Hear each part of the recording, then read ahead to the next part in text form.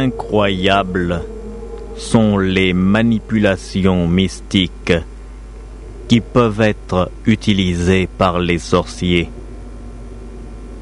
Il est des sorciers qui n'utilisent pas souvent leur pouvoir, mais qui ont de grandes connaissances. Ce n'est que lorsqu'ils sont confrontés à des événements qui leur déplaisent hautement qu'ils utilisent alors la grande malvolance que leur donne la connaissance. En ce qui concerne la magie noire, la sorcellerie, certains sorciers utilisent des objets de tous les jours afin de nuire, de semer la discorde, le marasme, la destruction. Certains objets qui peuvent paraître ridicules, comme une simple bougie, peuvent devenir, entre les mains de ces redoutables praticiens, de véritables armes, armes de mort parfois, armes redoutables, servant à appeler des forces qui dépassent parfois l'entendement. Écoutez cette histoire, une histoire qui vous montrera que parfois il est des personnes qui déclenchent des forces qu'ils ne peuvent plus contrôler. Et alors, il faut bien que quelqu'un paie la facture. Je ne vous en dis pas plus. Nous allons partir pour la ville de Bangos, dans le quartier résidentiel d'Aquapinto. Nous voici donc à Bangos, dans le quartier résidentiel d'Aquapinto. Le quartier d'Aquapinto se trouve en bordure de la mer. C'est ordinairement un quartier calme, un de ces quartiers où vivent des gens qui n'aiment pas le bruit. Des gens responsables, dit-on, qui la journée occupent de hautes fonctions dans l'administration de Bangos et qui aiment à revenir le soir se reposer dans leur villa. Mais dans le quartier d'Aquapinto, un drame se prépare. Ce soir-là, à la résidence du gouverneur Opianiwa Oyo, quelque chose va se produire. Une erreur, un mauvais comportement. Et cela va déclencher et va amener des conséquences incroyables. Et nous voici à Bangos, dans le quartier résidentiel d'Aquapinto. Plus précisément, nous voici devant la fastueuse demeure du gouverneur Opianiwa Oyo, gouverneur de la région de Bangos. La nuit va bientôt tomber. On peut même entendre un hibou qui lance son cri lugubre là-bas dans les arbres. Le gouverneur Opianiwa Oyo est un homme assez sévère avec son personnel. Justement, regardez, cet homme torse nu qui est en train de s'approcher de la grosse voiture, c'est son domestique Kumedanwo. Kumedanwo est domestique chez le gouverneur Opianiwa Oyo. Il semblerait que le gouverneur Opianiwa lui ait demandé de laver sa Mercedes. Un petit travail qui sera vite fait. Mais ce soir-là, il va se passer des choses. Regardez bien, regardez avec attention, car tout ce qui va suivre va être provoqué par ce qui va être fait là, par ce qui va être dit là. Kumedanwo, avec un seau, se dirige vers une petite pompe à eau qui se trouve à côté du garage, là où le gouverneur parque ses voitures.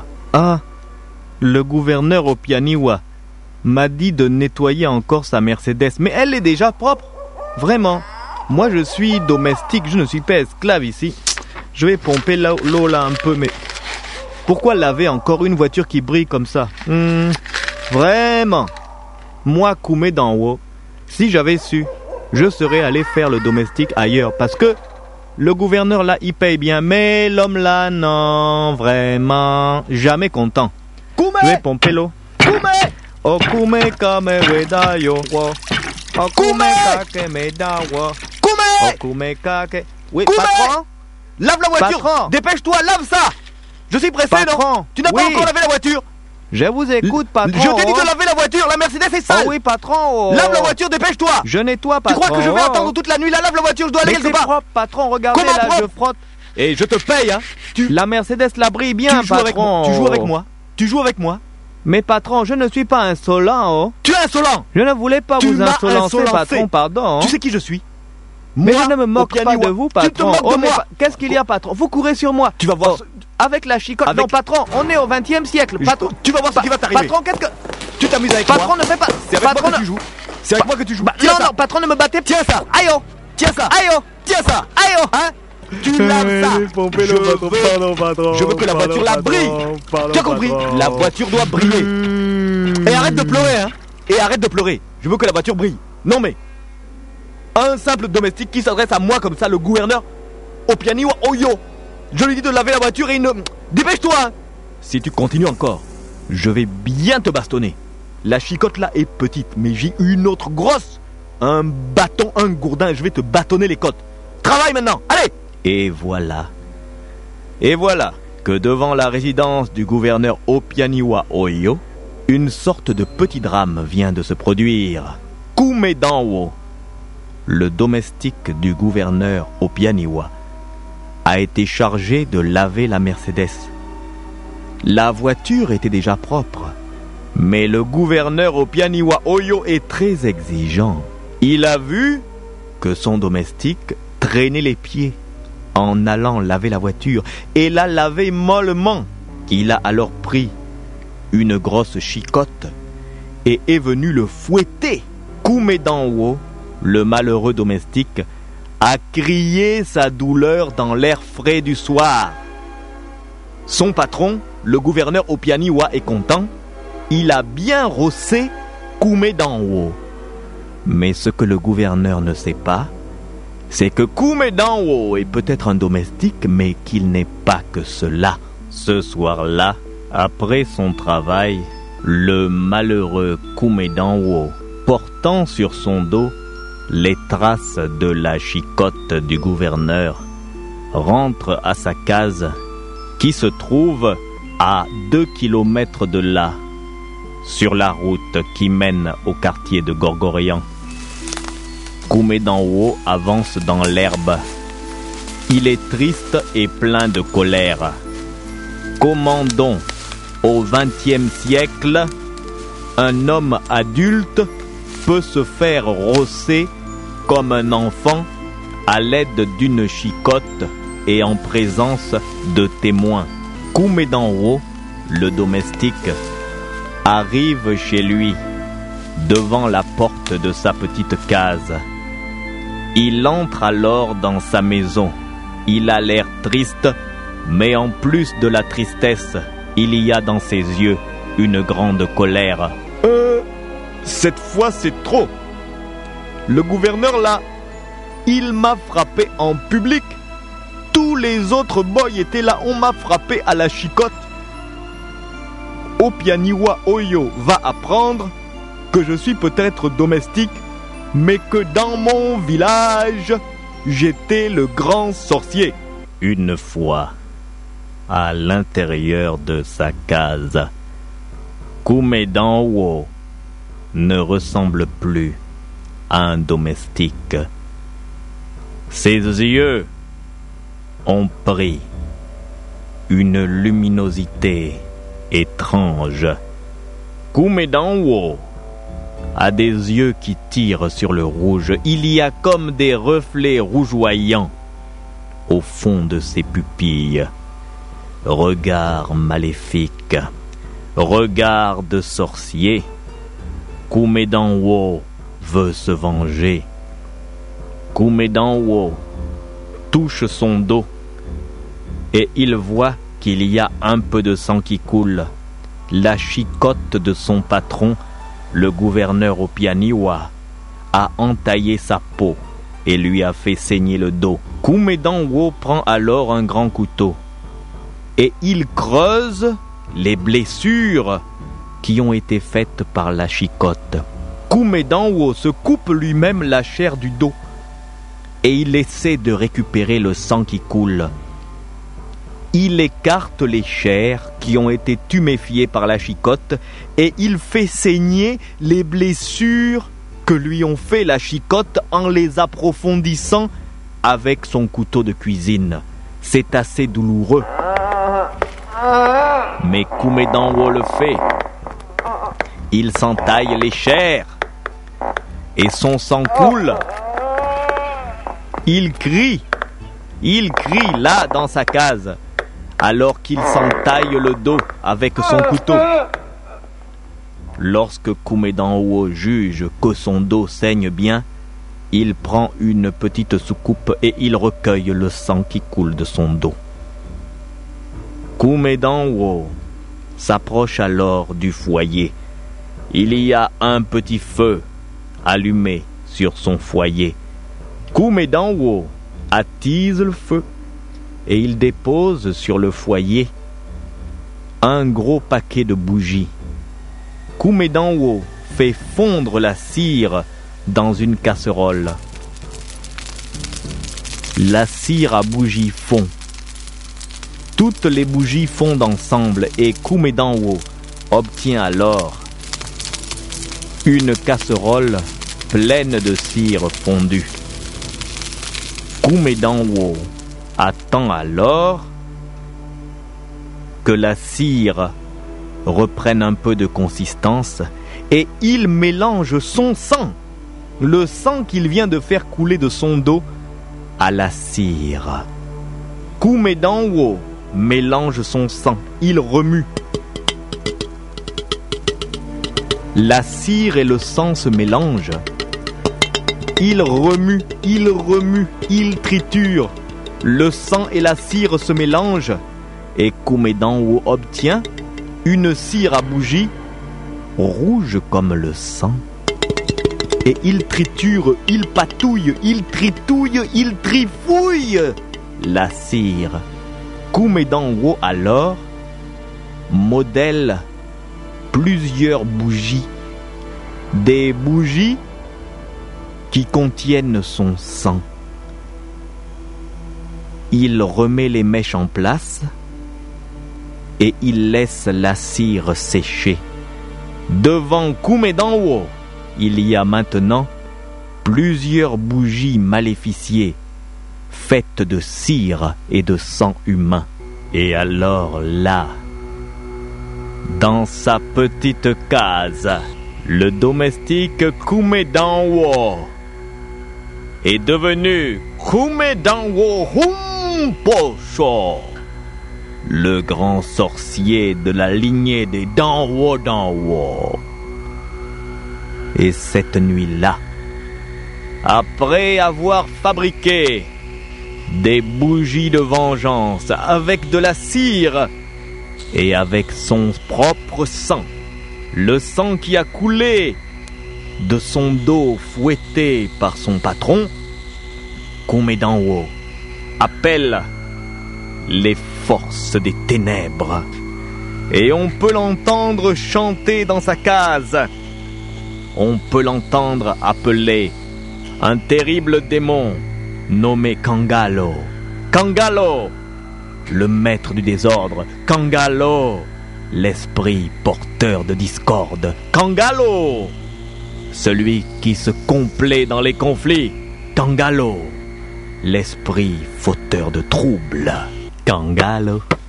Et afin que l'atmosphère de la maison soit encore plus mystérieuse, le gouverneur Opianiwa décide que la table de la salle à manger soit éclairée par des bougies. Et tenez-vous bien, c'est Kumedanwo le domestique qui est chargé de préparer la salle à manger. Va-t-il remplacer les bougies ordinaires par ces bougies maudites?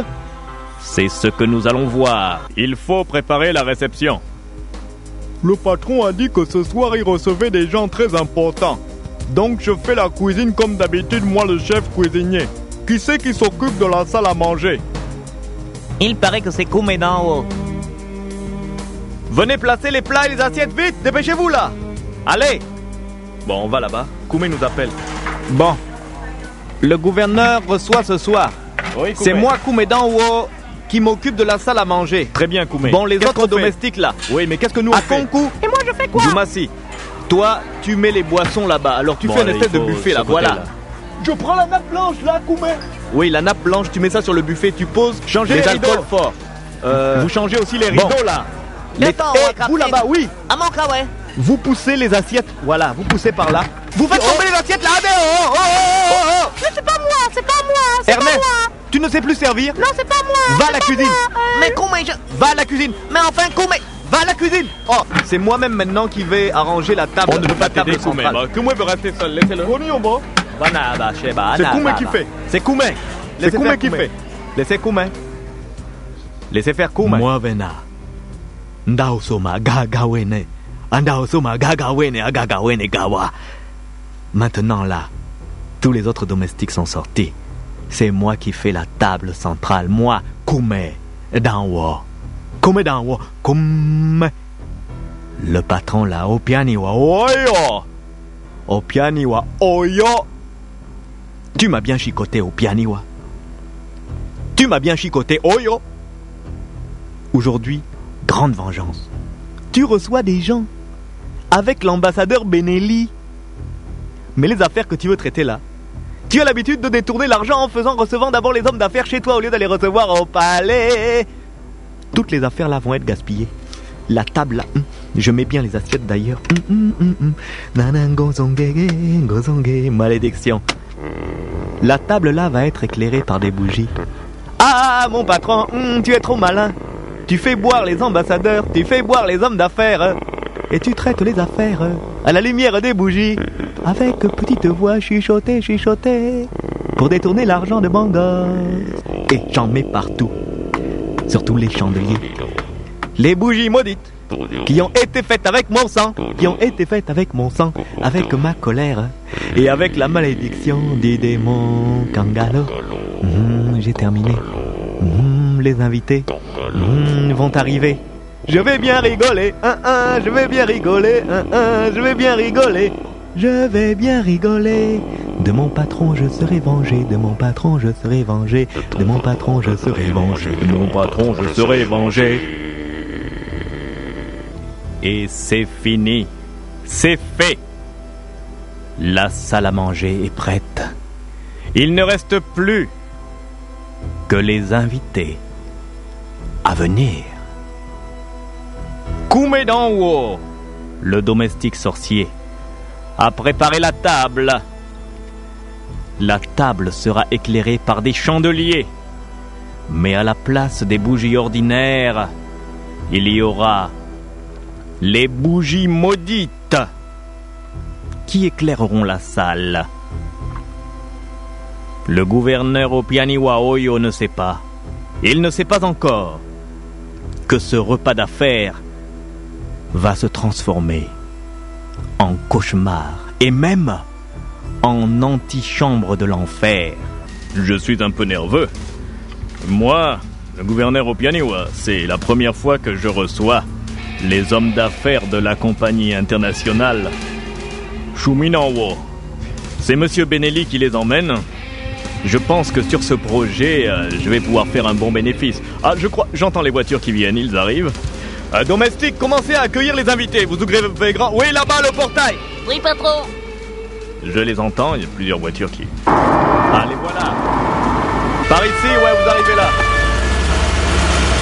Garez-vous par ici, oui, un peu en arrière.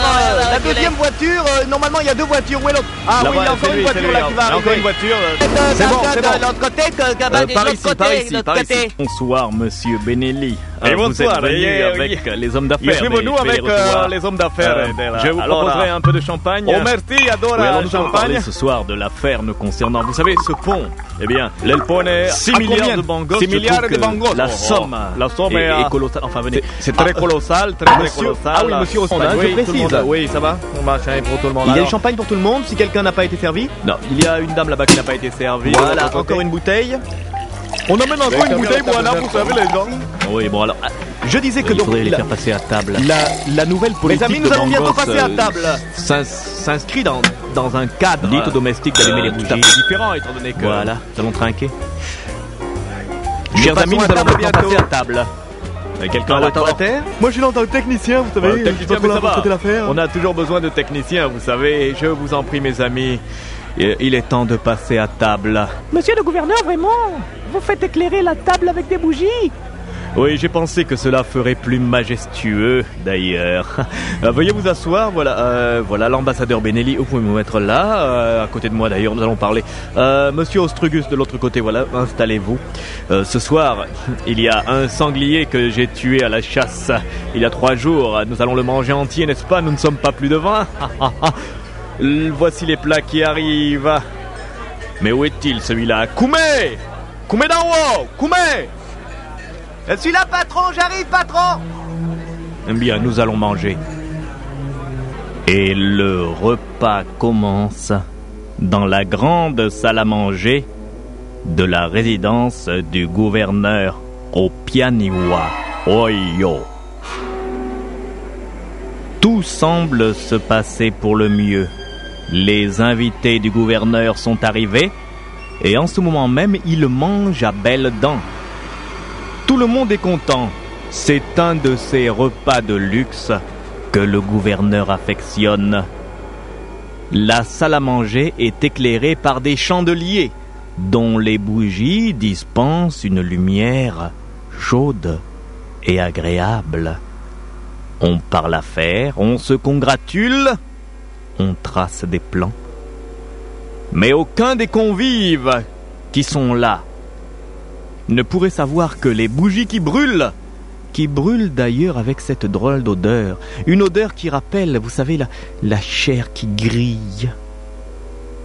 Personne ne pourrait savoir que ces bougies sont des bougies maudites, des bougies maléficiées, des bougies qui ont été fabriquées avec du sang humain et de la cire.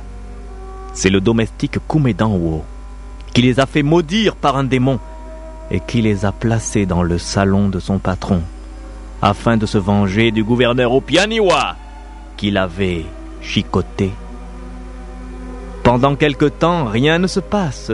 Le repas semble normal. On boit, on s'amuse, on échange des plaisanteries et aussi des secrets d'affaires.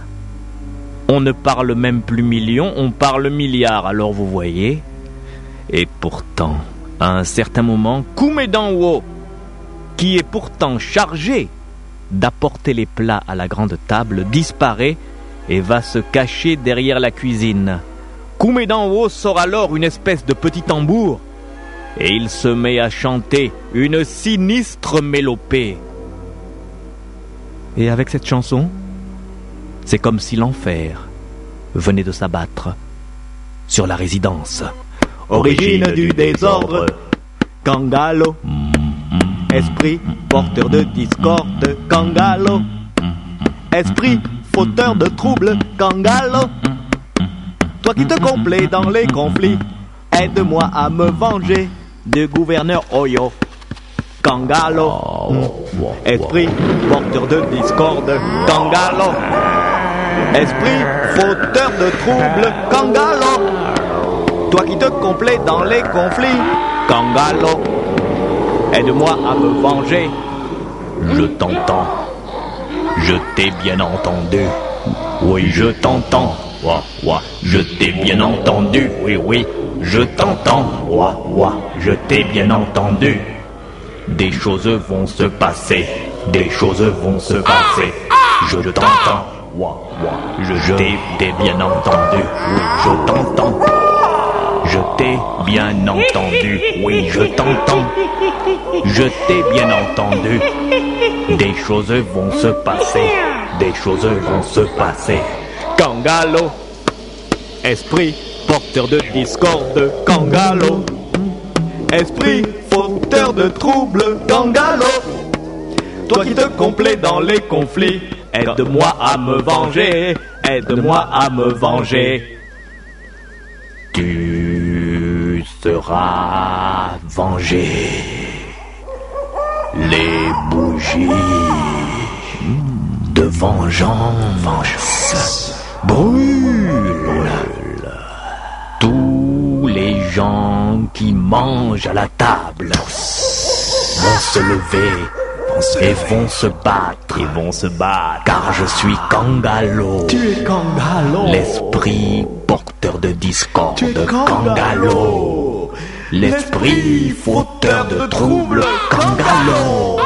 Je me complais dans les conflits. Ce soir, il y aura des conflits. Je suis le gouverneur Opianiwa. Dès qu'il a terminé son horrible prière, dès que le démon Kangalo a répondu à son appel, Kumedanwo revient vers la salle à manger. Il veut bien voir ce qui va se passer. Tout le monde a l'air calme à table, mais soudain, on remarque que l'ambassadeur Benelli échange des propos violents avec l'homme assis à table en face de lui. Comme si une colère venant de nulle part avait pénétré son cerveau. Benelli gonfle, il est congestionné, il postillonne, il ne se contrôle plus, et pourtant c'est un diplomate, il devrait avoir un peu de self-control. Est-ce que c'est le démon Kangalo qui est à l'origine de cela? Benelli et l'homme assis en face de lui échangent à présent des insultes. Cela devrait se calmer, mais on dirait que Benelli descend sa main vers sa ceinture.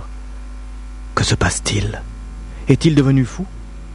Va-t-il dégainer son petit revolver diplomatique? Ici? Dans une salle à manger? Au cours d'un repas? Mais non, je ne suis pas d'accord. Je ne suis pas d'accord du tout. Vous avez dit quelque chose d'incroyable. Vous croyez vraiment que parce que c'est de la bonne nourriture, cette nourriture est meilleure que la nourriture de mon pays? Écoutez, monsieur Benelli, vous êtes un imbécile. Je vous regarde manger, je suis en face de vous depuis longtemps, mais je me rends compte que même si vous êtes un ambassadeur, vous êtes un imbécile, vous avez été nommé, je parie que vous n'avez même pas fait d'études pour être ambassadeur. Et alors, tu te moques de moi? Regardez celui-là, il commence à m'échauffer les oreilles, hein? Il vient me dire à moi que la nourriture des bangos est meilleure que la nourriture de chez moi. Et je ne suis pas d'accord avec ça. Ce bonhomme est devant moi, c'est un couillonne. J'espère que vous êtes d'accord avec moi, c'est une couillonne. Écoutez, monsieur, je vous ferai remarquer que vous commencez à devenir grossier. Personnellement, moi, j'ai tout simplement émis certaines choses. La nourriture bangosienne, je suis bangosien, la nourriture bangosienne est excellente. Peut-être est-elle meilleure d'ailleurs que la vôtre, mais... Enfin, monsieur, mais qu'est-ce que vous faites, monsieur? Mais qu'est-ce que... monsieur Benelli, mais... Qu'est-ce que vous êtes en train de faire, monsieur Benelli? Monsieur Benelli! Bon sang, mais il l'a flingué! C'est pas possible! Vous lui avez tiré dessus! Ça alors! Bon sang, mais l'ambassadeur Benelli est devenu fou? Monsieur Benelli! Silence les autres! Silence! Vous l'énervez encore, il a encore son arme! Monsieur Benelli, je vous en prie, monsieur Benelli, reprenez-vous! Monsieur Benelli, déposez votre revolver, je vous en prie. Déposez votre revolver. C'est toi qui m'as dit à moi que je dois déposer mon pistolet. Je n'ai pas l'intention de déposer mon pistolet. Cet homme qui est là, il m'a gravement offensé. Gravement offensé. Et je suis Alfonso Benelli. Je suis ambassadeur. Je ne suis pas n'importe qui, hein? Et puis d'abord, et toi qui me parles, est-ce que tu sais que je suis défendu par l'immunité diplomatique? Tu peux faire quoi, hein? Regarde, j'ai mon revolver à la main, hein? Monsieur Benelli, écoutez, nous sommes ici chez le gouverneur Opianiwa. On ne peut pas faire n'importe quoi. Déposer cette arme, nous allons essayer d'arranger la chose. Tu veux arranger quoi, hein? Et puis d'abord, y'en est marre de voir ta tête. Monsieur Benelli, non, non, non!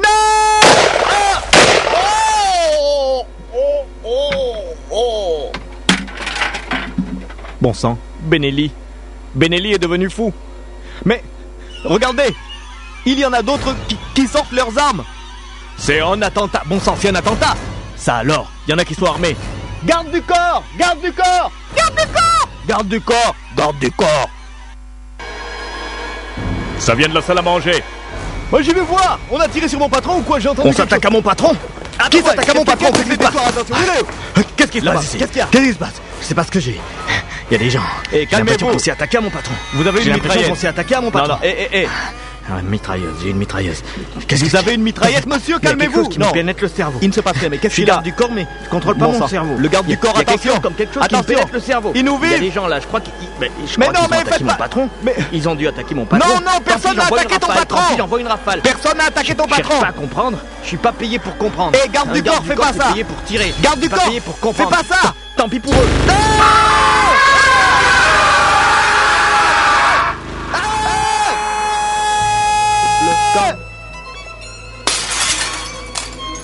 Bon sang. Tout le monde devient fou. Tout le monde devient fou. Le garde du corps, il n'a pas cherché à comprendre, il a envoyé une rafale dans la foule. Mais qu'est-ce qui fait ça? Tout le monde est fou. Tout le monde est fou. Il faut que les gens sortent de la salle à manger. Il y a quelque chose dans la salle à manger. Il y a quelque chose dans la salle à manger qui rend les gens fous.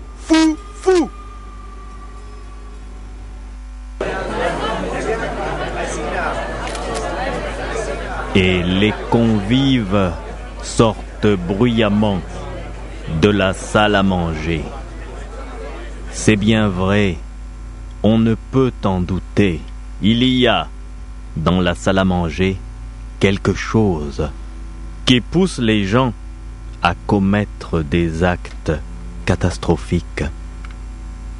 Pourquoi donc l'ambassadeur Benelli, un homme qui boit beaucoup, mais qui est toujours jovial, est-il devenu aussi violent? Que s'est-il donc passé? On se rend bien compte que des choses étranges se déroulent là. La police a déjà été appelée. On peut entendre une voiture de police qui arrive, mais personne ne comprend ce qui s'est passé. Pourquoi Benelli a-t-il tiré? Nul ne le saurait. Laissez passer la voiture. Par ici.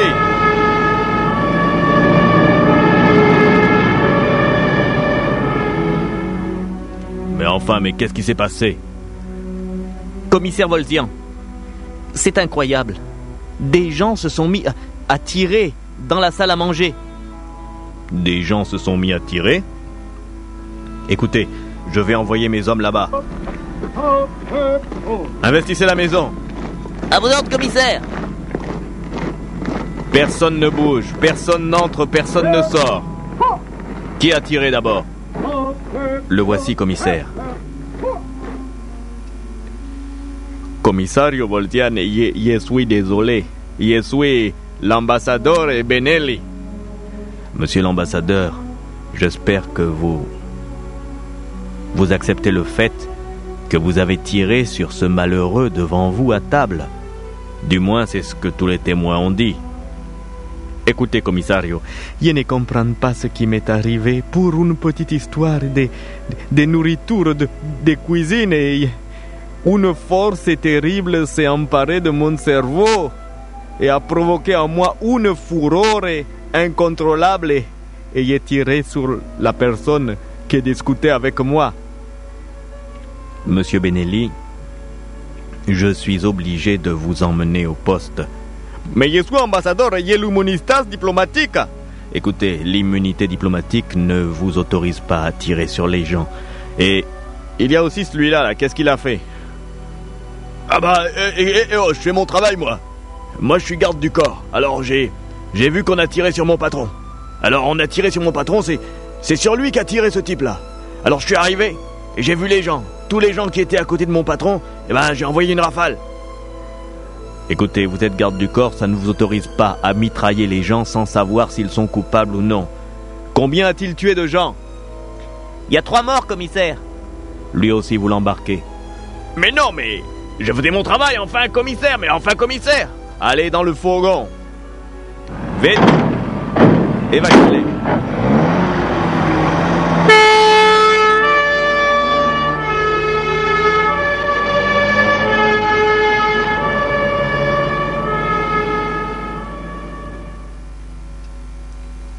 Monsieur le gouverneur Opianiwa, il s'est passé des choses étranges chez vous.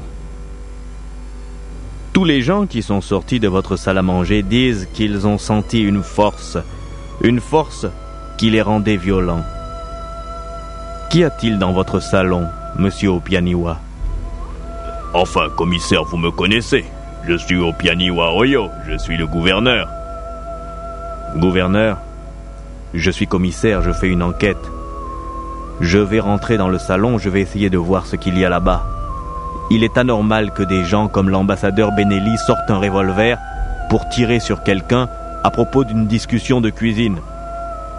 Sergent! Commissaire? Vous venez avec moi. D'accord, commissaire. Sergent. Commissaire? Vous ne sentez pas une étrange odeur? Ça sent la bougie, commissaire. Le salon est éclairé avec des chandeliers. Oui, mais ces bougies ont une drôle d'odeur. Cette odeur, Écoutez, j'ai l'impression que c'est l'odeur que fait la chair ou le sang grillé. Vous savez, quand on fait griller des poulets ou alors des gros morceaux de viande. Mais c'est vrai, commissaire, cette odeur est... Commissaire, Qu'est-ce qui vous arrive, sergent? Commissaire, commissaire! Commissaire, Mais sergent, calmez-vous! Commissaire, il y a quelque chose. J'ai respiré de près l'odeur de la bougie et une colère s'est emparée de moi. Et j'ai donné un grand coup de poing dans la table en verre. Vous avez vu? Ça serait les bougies, mais... Alors c'est l'homme qui a placé les bougies qui doit être coupable. Monsieur le gouverneur! Oui, commissaire, je viens, commissaire. Monsieur le gouverneur, qui est celui qui a préparé le salon? C'est mon domestique, c'est Koumé d'en haut. Je voudrais le voir. Commissaire, regardez, il y a un homme qui court là-bas. C'est lui, c'est mon domestique, c'est Koumé d'en haut. Attrapez-le, attrapez-le! Tu restes là! Laissez-moi!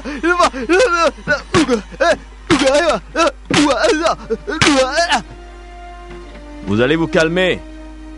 Monsieur Koumé d'en haut. Monsieur Koumé d'en haut. J'ai appris que vous étiez l'homme qui a été chargé de préparer le salon. Je suis rentré dans le salon avec le sergent et nous avons senti cette odeur. Les bougies sont anormales.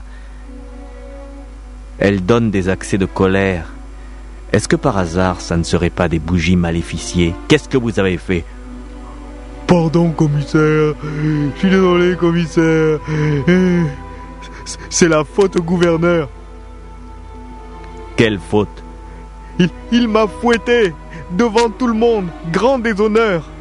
Je suis domestique ici, mais dans mon village, je suis le chef sorcier. Et alors?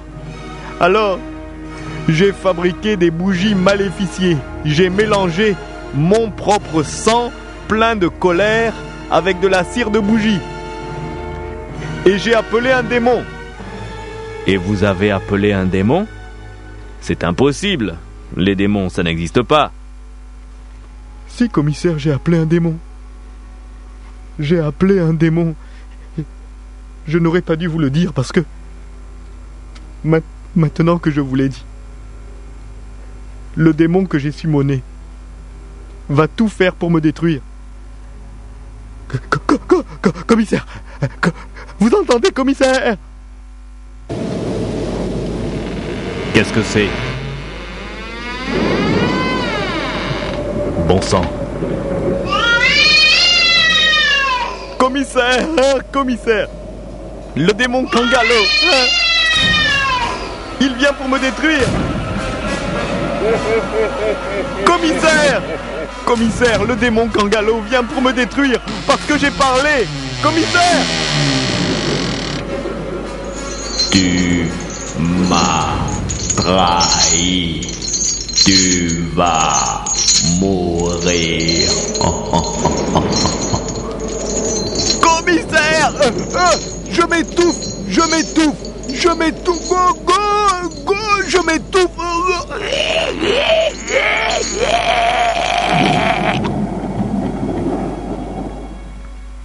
Commissaire!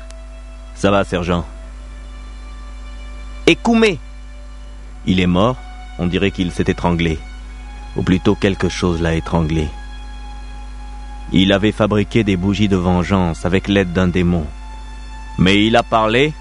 Le démon est venu le supprimer. C'était les bruits qu'on entendait? Oui, mais il n'y a que lui qui est mort. C'est lui qui avait appelé le démon. Le démon est venu lui faire payer. Ainsi périssent ceux qui s'engagent sur le chemin du diable. La mort est le salaire du péché.